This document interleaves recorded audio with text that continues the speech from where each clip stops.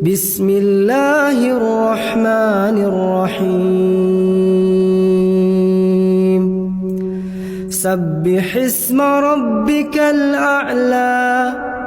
الذي خلق فسوى والذي قدر فهدى والذي أخرج المرعى فجعله غثاء أحوى سنقرئك فلا تنسى إلا ما شاء الله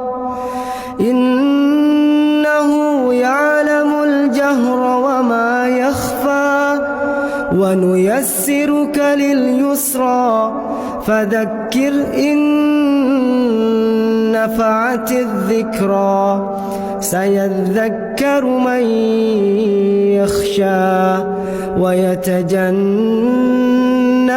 الأشقى الذي يصلى النار الكبرى ثم لا يموت فيها ولا يحيا قد أفلح من تزكى وذكر اسم ربه فصلى بل تؤثرون الحياة الدنيا والآخرة خير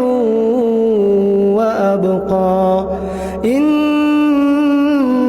هذا لفي الصحف الأولى صحف إبراهيم وموسى.